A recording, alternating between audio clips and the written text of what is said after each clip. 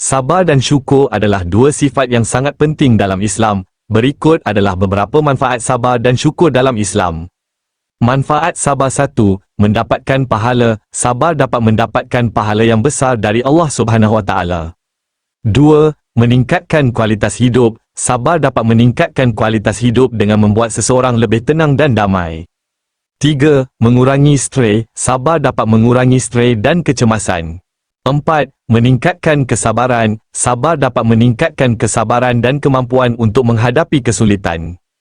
5. Mendapatkan ridha Allah. Sabar dapat mendapatkan ridha Allah Subhanahu Wa Taala. Manfaat syukur 1. Mendapatkan nikmat yang lebih banyak. Syukur dapat mendapatkan nikmat yang lebih banyak dari Allah Subhanahu Wa Taala. 2. Meningkatkan kualitas hidup. Syukur dapat meningkatkan kualitas hidup dengan membuat seseorang lebih bahagia dan puas. 3. Mengurangi sifat kikir. Syukur dapat mengurangi sifat kikir dan meningkatkan sifat dermawan.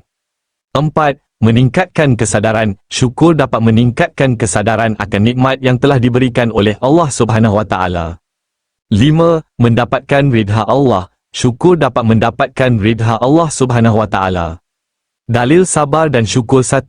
QS Al-Baqarah 153. Hai orang-orang yang beriman, jadikanlah sabar dan syalat sebagai penolongmu, sesungguhnya Allah beserta orang-orang yang sabar. 2. QS Al-Furqan 2. Dan dia telah memberikan kepadamu segala apa yang kamu mohonkan kepadanya. Dan jika kamu menghitung-hitung nikmat Allah, niscaya kamu tidak akan dapat menghitungnya, sesungguhnya Allah benar-benar Maha Pengampun lagi Maha Penyayang. 3. HR Muslim, sabar adalah cahaya yang memancar dari hati orang yang beriman. Sumber info Meta AI.